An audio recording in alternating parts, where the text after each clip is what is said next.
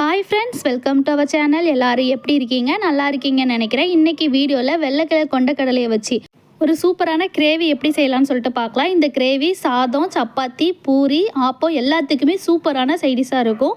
நான் 8 மணி நேரம் ஏற்கனவே ஊற வச்சுருந்தேன். நீங்கள் ஒரு 8 மணி நேரம் ஊற வச்சுக்கோங்க. ஊற வச்சதை ஒரு குக்கரில் மாற்றிக்கோங்க. குக்கரில் மாற்றிட்டு தேவையான அளவுக்கு தண்ணி சேர்த்துக்கோங்க. நான் ஒரு 2 கிளாஸ் அளவுக்கு தண்ணி சேர்த்துக்கிறேன்.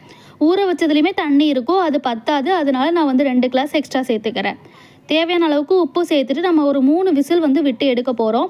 அதுக்கு மேலே வைக்காதீங்க. ஏன் அப்படின்னா நல்லா நம்மளுக்கு குழஞ்சி அப்புறம் ரொம்ப மசிஞ்சு போகிற மாதிரி இருக்கும் கொண்டக்கடலை. அதுக்காக தான் நான் சொல்கிறேன். ஒரு 2-3 அந்த அளவுக்கு நம்மளுக்கு போதும். உங்களுக்கே தெரியும் உங்கள் குக்கர் எந்த அளவுக்கு வேகும் அப்படின்னு சொல்லிட்டு. குழம்பு செய்ய ஆரம்பிச்சிடலாம். ஒரு பேன் அடுப்பில் வச்சுக்கோங்க. நான் தேங்காய் எண்ணெய் சேர்த்துக்கிறேன். உங்ககிட்ட கடலை எண்ணெய் பாமாயில் எது உங்ககிட்ட இருக்கோ அதை நீங்கள் சேர்த்துக்கோங்க. தேங்காய் எண்ணெய் சேர்த்து செய்கிறதுனால நல்லா வாசமாக நம்மளுக்கு இருக்கும் குழம்பு. இப்போ ஒரு 3 கிராம்பு சேர்த்துக்கிறேன். ஒரு நட்சத்திர சோம்பு சேர்த்துக்கோங்க. கல்பாசி இருந்தால் கல்பாசி சேர்த்துக்கோங்க. அது கண்டிப்பாக சேர்க்கணும். சூப்பராக இருக்கும் டேஸ்ட்டு.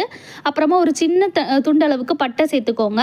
அப்புறமா ஒரு 1/2 ஸ்பூன் அளவுக்கு சோம்பு சேர்த்துக்கிறேன். சோம்பு சேர்த்து செய்கிறதுனால இந்த கிரேவி நல்லா வாசமாகவும் நல்லாவும் இருக்கும் டேஸ்ட்டு. நான் நீல வாக்கில் வெட்டின ஒரு பெரிய சைஸ் அளவுக்கு பல்லாரி சேர்த்துக்கிறேன். இது சேர்த்து நல்லா வதக்கி விடணும். இப்போ ஒரு மசாலா நம்ம அரைச்சிட்டு வந்துடலாம்.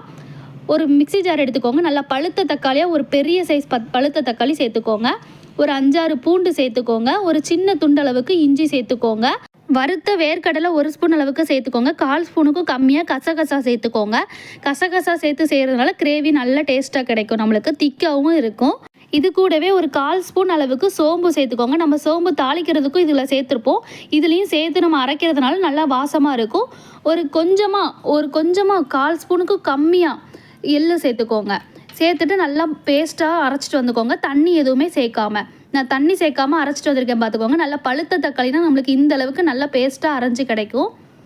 இப்போ நல்லா வெங்காயமும் நல்லா வதங்கி வந்துருச்சு. இந்த அளவுக்கு நல்லா வதங்கினதுக்கப்புறம் நம்ம அரைச்சிட்டு வந்திருக்கோம்ல அந்த பேஸ்ட்டை இது கூட நம்ம சேர்த்துக்கலாம்.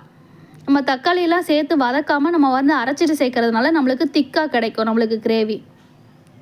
எல்லாத்தையும் இதை சேர்த்துட்டு நல்லா வதக்கி விடணும். நம்ம அதுக்கப்புறம் தான் நம்ம மசாலா சேர்க்க போகிறோம். இப்போ இது கூட மிக்ஸி ஜாரை கழுவிட்டு அந்த கொஞ்சமாக இருக்குல்ல அந்த தண்ணி நான் இது கூட சேர்த்துக்க போகிறேன். ஏன் அப்படின்னா ரொம்ப கட்டியாக இருக்குது. நம்மளுக்கு மசாலா சேர்க்குறப்போ கொஞ்சம் தண்ணி இருந்தால் நல்லாயிருக்கும். அதுக்காக நான் கொஞ்சமாக தண்ணி சேர்த்துக்கிறேன். இது கூட சேர்த்துட்டு நல்லா இப்போ மிக்ஸ் பண்ணி விடணும். நம்ம இப்போ மசாலா சேர்க்க ஆரம்பிச்சிடலாம். 1/4 ஸ்பூன் அளவுக்கு மஞ்சள் தூள் சேர்த்துக்கோங்க. ஒரு 1/2 ஸ்பூன் அளவுக்கு மிளகாத்தூள் சேர்த்துக்கோங்க. வீட்டில் அரைச்ச மிளகாத்தூள் தான். 1/2 ஸ்பூன் அளவுக்கு சேர்த்துக்கோங்க. உங்களுக்கு காரம் அதிகமாக வேணும்னா நீங்கள் எக்ஸ்ட்ரா கூட சேர்த்துக்கலாம்.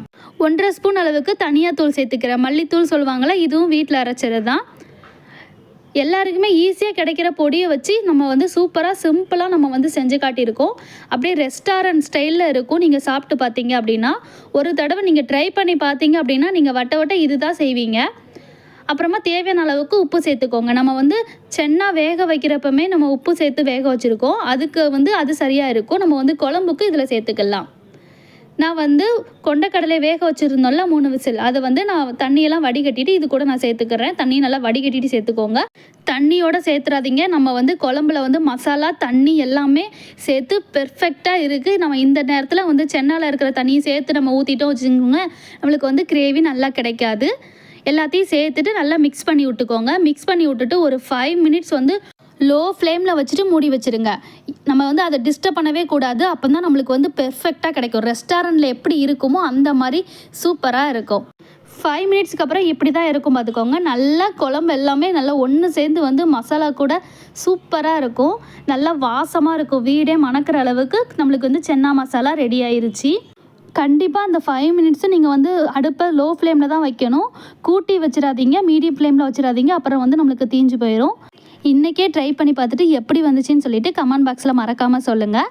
இந்த வீடியோ உங்களுக்கு பிடிச்சிருந்தா லைக் பண்ணிவிட்டு சப்ஸ்கிரைப் பண்ண மறக்காதீங்க. நம்ம இன்னொரு வீடியோவில் பார்க்கலாம். பாய்.